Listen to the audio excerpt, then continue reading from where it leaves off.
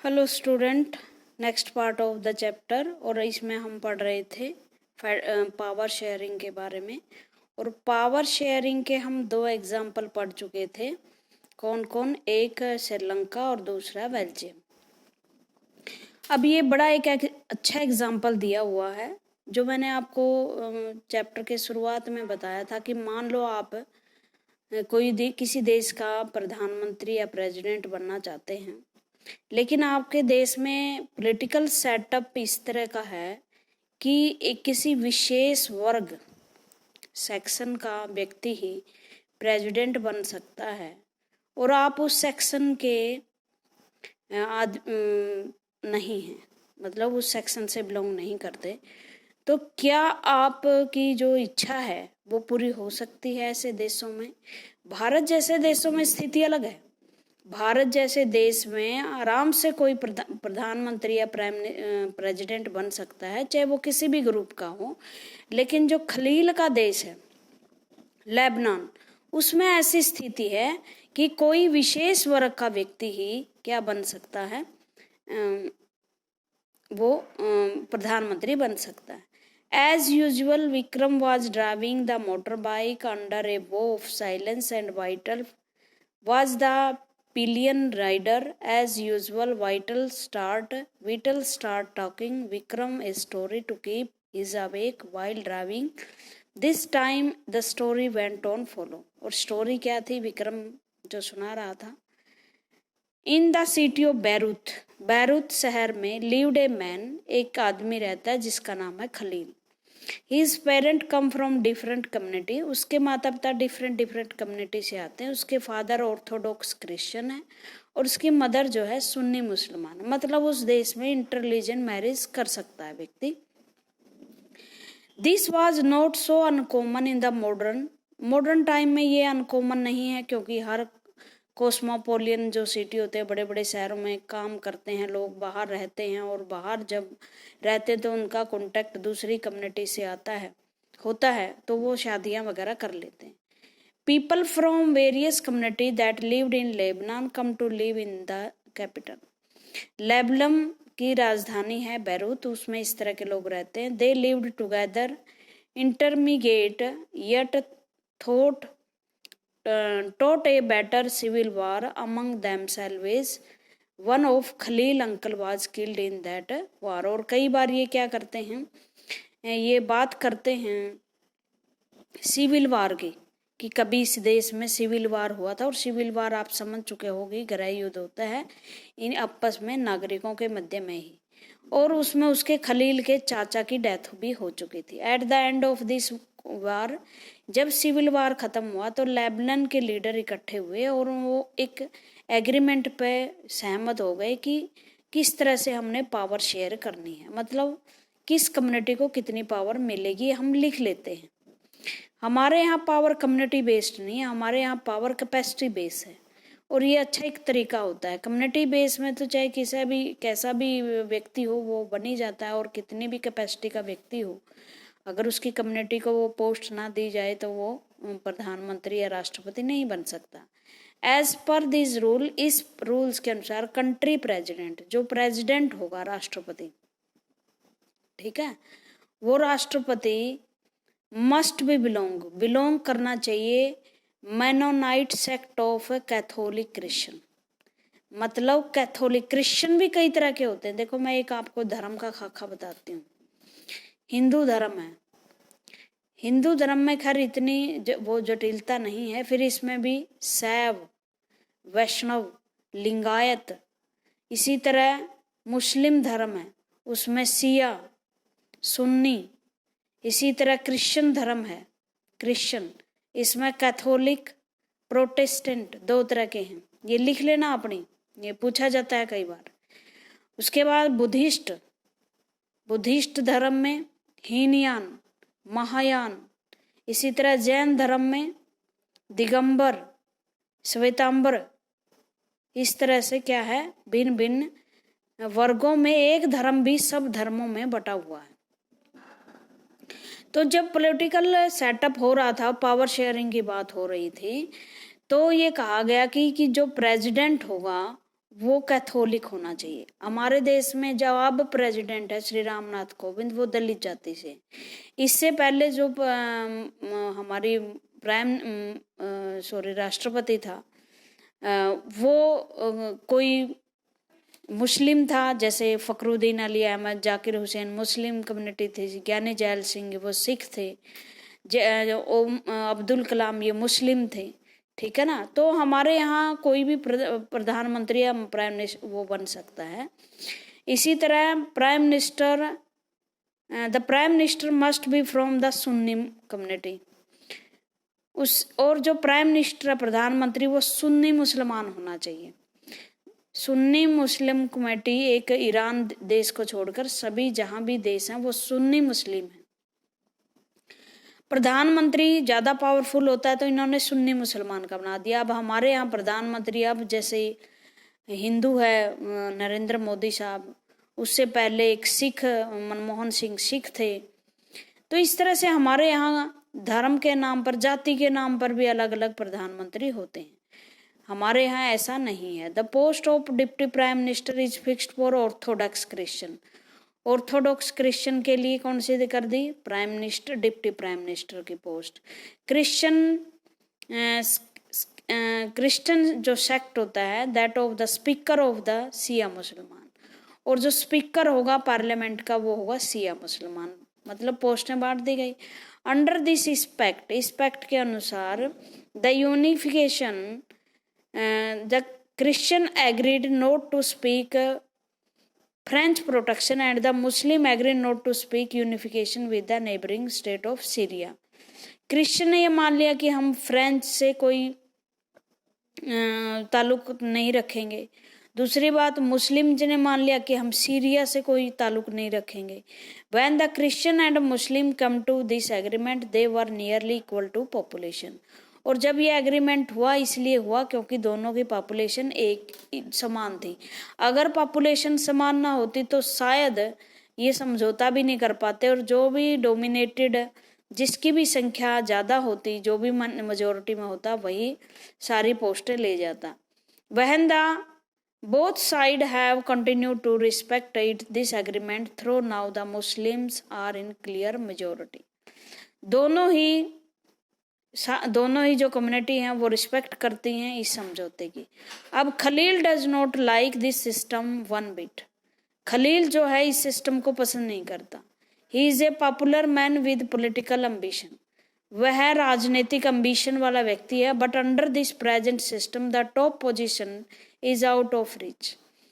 क्यों?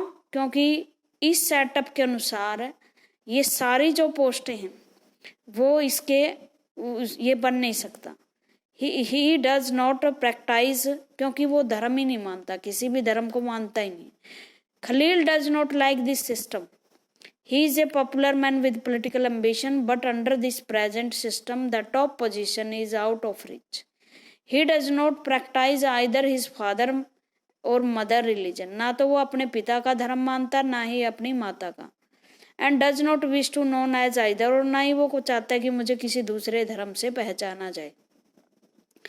तो अगर वो पॉलिटिकल एम्बिशन है उसकी, अगर वो कोई पोस्ट प्राप्त करना चाहता, पॉलिटिकल एम्बिशन मैंने जो राजनीतिज्ञ बनने की जिसकी तीव्र इच्छा है, अब वो समझ में नहीं आ रहा उसको। He can't understand why Lebanon can't be like any other normal democracy. उसको समझ में नहीं आ रहा कि दूसरी डेमोक्रेसी में जहाँ सबको अधिकार होता है कुछ भी पोस्ट प्राप्त करने की, लेबनन में ऐसा क्यों नहीं है। Just hold an election, allow everyone to contest and whoever wins maximum vote become the president। Election होने चाहिए, जो सबसे ज़्यादा वोट प्राप्त करे उसको प्रेसिडेंट बनना चाहिए, चाहे वो किसी भी कम्युनिटी से आए, ये मैटर ही ना करे। Why can't we do that, हम ऐसा क्यों नहीं कर सके। Like the other democracy in the world, इस सारे संसार में दूसरी डेमोक्रेसी भी तो ऐसे ही हैं। ही आस्क हिज एल्डर, वो अपने बड़ों से पूछता है, who have seen the bloodshed of the civil war, जिसने उस सिविल वार का खून खराबा देखा था। और अब उन्हें लगता है उस खून खराबे से तो अच्छा जो पॉलिटिकल सेटअप बिठा रखा वही ठीक है, कम से कम उसमें शांति तो है। ऐसी जब ये हम स्टोरी पढ़ते हैं तो क्या कुछ क्वेश्चन उठते हैं। वो है, if you had the power to rewrite the rules of Lebanon what would you do. मान लो आप खलील हो और आपको कह दिया जाए कि आप दोबारा से उस संविधान को बनाएं, तो आप कैसा संविधान बनाएंगे। तो जाहिर सी बात है, खलील एक ऐसा संविधान बनाना चाहेगा जिसमें कोई कम्युनिटी को पोस्ट ना दी जाए, कैपेसिटी के आधार पर पोस्ट प्राप्त की जा सके। ठीक है। उसके बाद फॉर्म ऑफ पावर शेयरिंग, किस किस तरह से पावर शेयर की जाती है। भाई पावर की शेयर की जा सकती है दो तरीके से, एक तरीका है हॉरिजॉन्टल और दूसरा है वर्टिकल। जो हॉरिजॉन्टल है उसमें शक्तियां एक जैसी होती हैं लेकिन संस्थाएं भिन्न भिन्न होती हैं। मतलब पावर में वो छोटी और बड़ी नहीं होती, एक जैसी संस्थाएं होती है हॉरिजॉन्टल में जैसे आपकी लेजिस्लेचर है। ठीक है, लेजिस्लेचर का काम है कानून बनाना। दूसरी तरफ है एग्जीक्यूटिव, जिसका काम है कानून को लागू करना। और तीसरी जो संस्था है वो है जुडिशरी, जिसको ये देखना कि जो सरकार है क्या वो कानून के अनुसार शासन कर रही है, या लेजिस्लेचर जो कानून बना रही है क्या वो कानून के अनुसार है या वो संविधान के अनुसार है या नहीं। ये हमारे देश में लगभग शक्तियां इनकी समान है, किसी अंग को भी हम ये नहीं कह सकते कि ये एक दूसरे से ज़्यादा पावरफुल हैं, लेकिन कुछ चेक एंड बैलेंस दोनों सभी पे लगाए जाते हैं। अगर जुडिशरी कुछ तानाशाही बनने की कोशिश करती है तो उस पर पार्लियामेंट और एग्जीक्यूटिव मिलकर प्रतिबंध लगा सकती हैं। अगर लेजिस्लेचर लगता है कि लेजिस्लेचर कुछ आगे बढ़कर काम कर रही है तो उस पर जुडिशरी उसकी पावर को संतुलित कर सकती है। तो बैलेंस ऑफ पावर तो हमने रखा है कि बैलेंस करेंगे, लेकिन डिवीजन एक सा है पावर का। दूसरा पावर का डिवीजन है वर्टिकल डिवीजन में क्या होता है, वर्टिकल डिवीजन में एक हायरार्की होती है।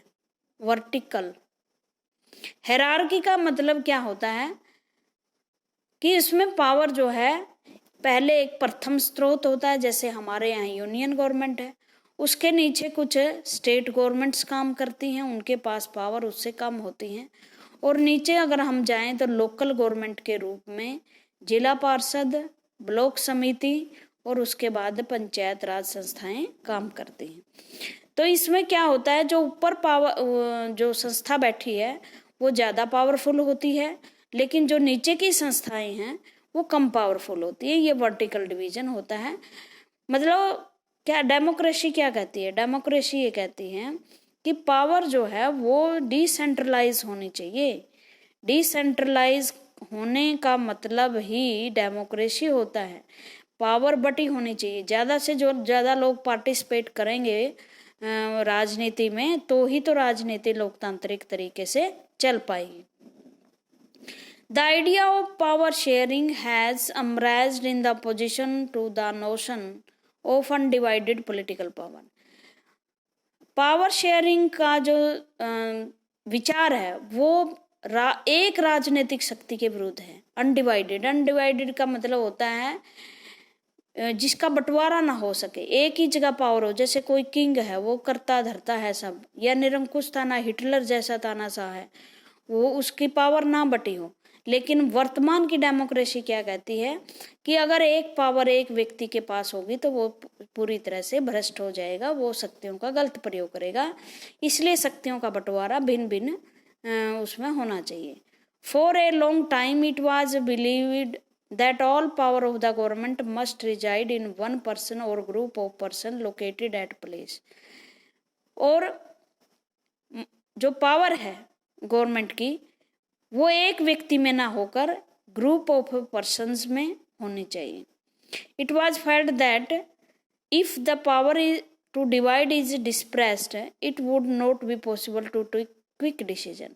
अगर पावर ना बिखरी हो तो क्या है, डिसीजन तुरंत, ये कहता है इट फेल्ट, ये महसूस किया जाता है कि पावर अगर हम ज़्यादा वो करेंगे, कहीं कहीं मतलब बांट देंगे तो क्विक डिसीजन नहीं लिए जा सकेंगे। मतलब एक आदमी के हाथ में पावर होगी तो डिसीजन बहुत जल्दी लिए जा सकेंगे। जैसे आज कल का युद्ध जो है वो परमाणु युद्ध है, हमारे पास इतना टाइम नहीं है कि हम इतनी लंबी डिस्कशन कर सके इतने लोगों के साथ, लेकिन फिर भी तुरंत लिए गए डिसीजन से बेटर है कि हम कुछ विचार कर लें, क्योंकि डिसीजन अच्छा होगा। And to enforce them but these notion, ये कहता है कि डिसीजन क्विक लिया जा सकता है और उसको लागू किया जा सकता है अगर एक व्यक्ति के हाथ में पावर है, लेकिन अगले ही पल ये कहता है but this notion have changed with the emergence of democracy, लेकिन डेमोक्रेसी के साथ ये नज़रिया बदल गया। One basic principle of democracy is that people are the source of all political power, क्योंकि डेमोक्रेसी कहती है कि लोग ही सारी राजनीतिक शक्तियों का केंद्र हैं। In a democracy people rules themselves through institution of self government, जो लोग हैं वो अपने आप को किसके माध्यम से रूल करते हैं, जो अपने द्वारा बनाई गई संस्थाओं के द्वारा।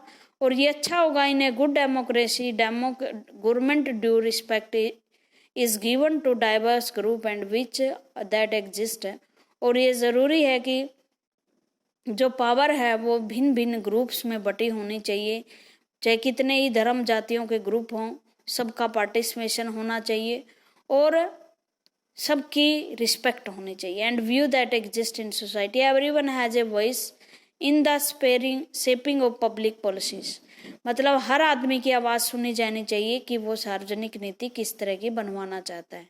मतलब जब आप देश के फैसले लेते हैं तो आपके लोग बताएं कि आपको किस तरह की पॉलिसीज अपनानी चाहिए, ज़्यादा से ज़्यादा उनकी आवाज़ सुनी जानी चाहिए। ये नहीं कि आप तानाशाही जमा कर और जो भी पॉलिसियाँ बनाए वो जनता पर डायरेक्टली लागू कर दे, क्योंकि जनता उसे स्वीकार नहीं करेगी।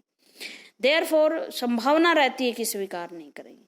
Therefore it follow that in a democratic political power should be distribute among many citizen as possible, और इसलिए ज़रूरी है कि डेमोक्रेसी में ज़्यादा से ज़्यादा पावर बटी होनी चाहिए। In a modern democracy power sharing arrangement can take many forms, democracy में बहुत सारी पावर हैं। Let us look at the some of the most common arrangement that we or will come across. Power shared among different organ of the government, power जो है भिन्न भिन्न जो सरकार के ऑर्गन है उसमें बटी होती है, और सरकार के मेनली जो ऑर्गन है वो हर डेमोक्रेसी में एक जैसे ही है, और वो ऑर्गन ऑफ गवर्नमेंट ये आप चार्ट बना सकते हो। जैसे मैंने बताया था लेजिस्लेचर, हमारे देश में लेजिस्लेचर का नाम पार्लियामेंट है। एग्जीक्यूटिव जिसमें प्रधानमंत्री राष्ट्रपति आते हैं, कार्यपालिका जिसे गवर्नमेंट कहते हैं, जो गवर्नमेंट है वो एग्जीक्यूटिव है भाई, और दूसरी है जुडिशरी जिसमें जज वगैरह आते हैं, और लेजिस्लेचर में पार्लियामेंट के मेंबर आते हैं जो उस देश के लिए कानून बनाते हैं। तो तीन ऑर्गन हैं mainly, such as the legislature, executive and judiciary. Let us call the horizontal distribution, इसे हॉरिजॉन्टल कहते हैं। मैंने आपको चार्ट बना लिए, ये बनवा लेना आप। और power because it allow different organ of the government place at the same level to exercise different power. Such a separation ensure that none of the organ can exercise unlimited power. Each organ check the other. मतलब power तो एक जैसी होती है लेकिन कई और separation of power पर शक्तियों का प्रतिकरण एक सिद्धांत बनाया जाता है कि आप एक दूसरे के मामलों में इंटरफेयर ना करें, आपके पास ये पावर हैं और ये सेपरेट रहें। उसके बाद पावर अनलिमिटेड नहीं है, कि इसका मतलब ये कि जुडिशरी को जो पावर दी उसको अनलिमिटेड प्रयोग नहीं कर सकते आप। मैंने बताया था चेक एंड बैलेंस, अगर इनमें से कोई भी जो इंस्टीट्यूशन है वो गलत शक्तियों का प्रयोग करता है या ज़्यादा करता है तो दूसरी जो संस्थाएं हैं वो उसको रोक सकती हैं, ये कहते हैं चेक एंड बैलेंस। दो तीन बातें आई हैं इसमें। एक separation of power, separation of power का मतलब होता है शक्तियों का बंटवारा, कि शक्तियां अलग अलग बटी हुई है, आप ये काम करें, एग्जेक्टिव ये काम करे, लेजिस्लेचर कानून बनाए, ये कानूनों को लागू करे और ये कानूनों को देखे। बट जैसे ही कोई गवर्नमेंट, जैसे ही इनमें से कोई अंग ज़्यादा शक्तियों का प्रयोग करें तो चेक एंड बैलेंस के आधार पर वो एक दूसरे को रोक सके। placed at the same level to exercise different powers such as separation, ensure that none of these organs can exercise unlimited power, each organ check and other. This result is a balance of power. इस तरह से power का balance रहता है, एक दूसरे से झगड़े नहीं होते और ना ही एक जो संस्था है, एक जो इंस्टीट्यूशन है वो ज़्यादा हावी होती, मतलब ज़्यादा पावर लेकर निरंकुश तानाशाही नहीं होती। और मोस्टली ये रहता है भाई एग्जीक्यूटिव का डर रहता है, जो गवर्नमेंट जनता द्वारा चुनकर आती है, फैसले लेती है, ये डर रहता है कि ये जो अंग है सरकार का, ये ज़्यादा शक्तियां प्राप्त करके निरंकुश तानाशाह बन सकता है। The result in a balance of power among various institutions. Last year we studied that in a democracy, even though minister and government official exercise power, they are responsible to the parliament of state assembly. Government कोई भी काम करती है तो संसद में उसको जवाब देना पड़ता है। अगर आप संसद की कार्रवाइयाँ देखोगे, सेशन देखोगे, उसमें देखोगे कि भिन्न भिन्न मंत्री जो है वो लेजिस्लेचर इसको पार्लियामेंट को जवाब दे रहे होते हैं कि हमने ये काम किया, ये हमने ये रोड बनवा रहे तो ये हो रहा है, अगर देश की सुरक्षा का मामला है तो हम क्या कर रहे हैं। By the executive, they can check the functioning of executive or law made by legislature. This arrangement is called a system of check and balance. मैंने आपको बता दिया चेक बैलेंस क्या होता है कि एक दूसरी जब एक इंस्टीट्यूशन ज़्यादा शक्तियों का प्रयोग करना शुरू कर दें तो दूसरे जो अंग है उसकी पावर को कम करते हैं, लिमिट लगाते हैं, उसे हम चेक एंड बैलेंस कहते हैं। Power can be shared among government at the different level. Power different level पे, government general government for the entire country and government at the state level. ये भी मैंने आपको चार्ट बनवाया था कि एक यूनियन गवर्नमेंट होती है और दूसरी राज्यों की सरकारें होती हैं, स्टेट गवर्नमेंट, जैसे पंजाब हरियाणा की गवर्नमेंट। भाई ये फेडरल सिस्टम होता है, वही होता है। जो यूनिटरी गवर्नमेंट होती है वहाँ पर जो है वो स्टेट गवर्नमेंट नहीं होती, वहाँ एक ही गवर्नमेंट होती है। जो क्षेत्रों का शासन चलाने के लिए दूसरी पावर बांट दी जाती है। For entire country is usually called federal government. इस तरह की गवर्नमेंट को फेडरल गवर्नमेंट बोला जाता है। और फेडरल गवर्नमेंट का मतलब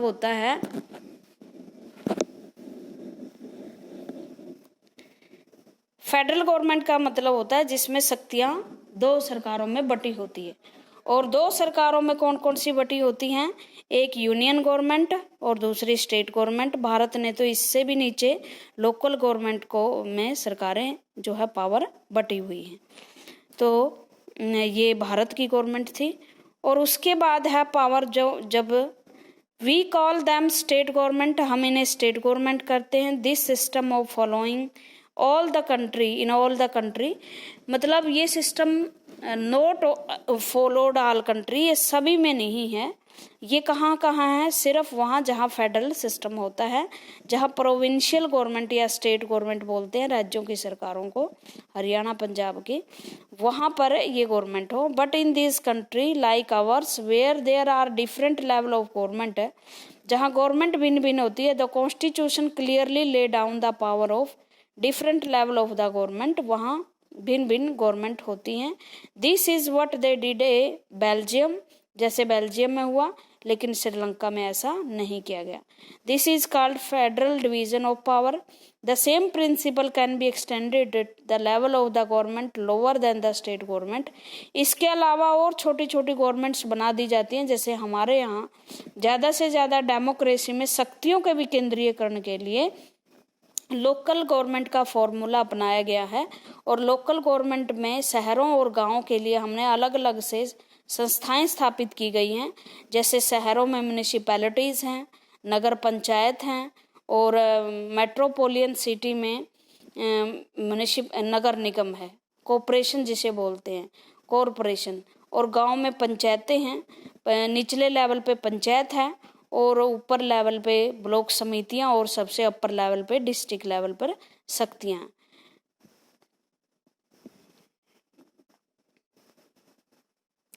उसके बाद है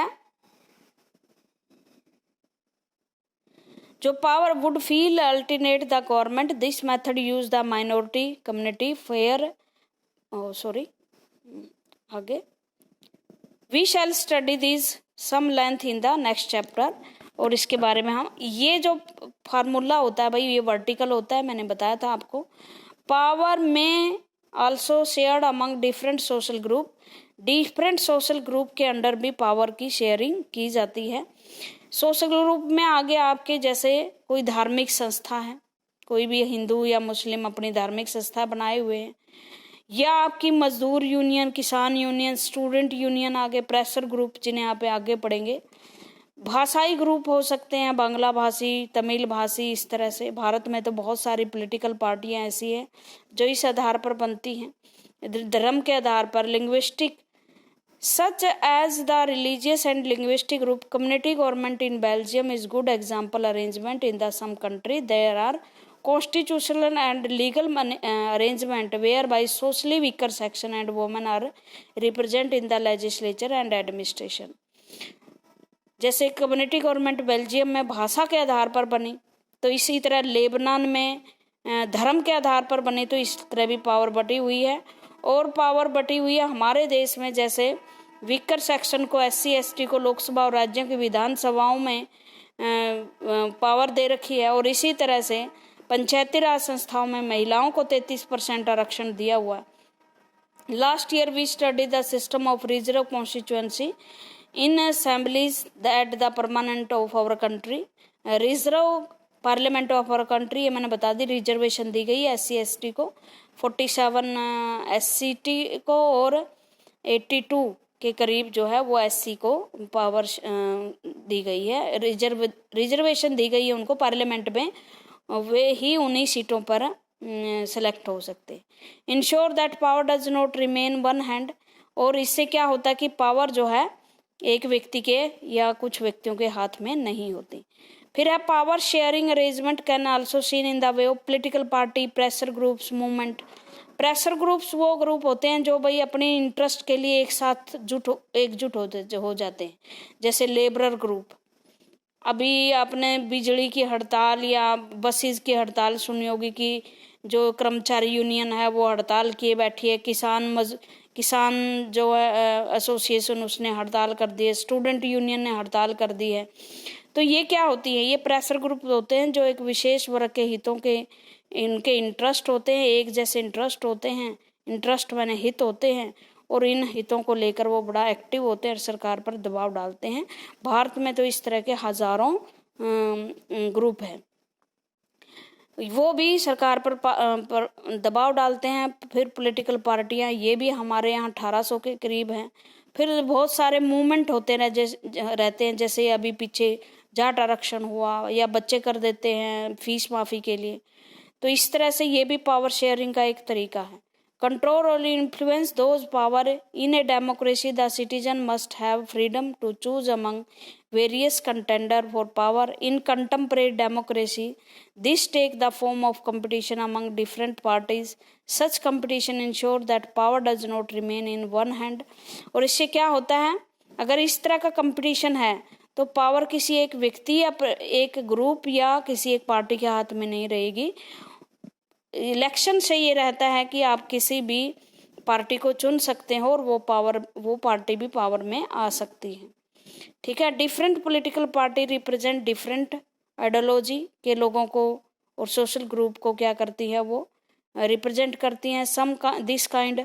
और हमारे देश में तो इंटरेस्ट के आधार पर जैसे मजदूर किसान यूनियन होती हैं, या धर्म के नाम पर जैसे शिरोमणि गुरुद्वारा प्रबंधक कमेटी एक दल है, अकाली दल पंजाब में है।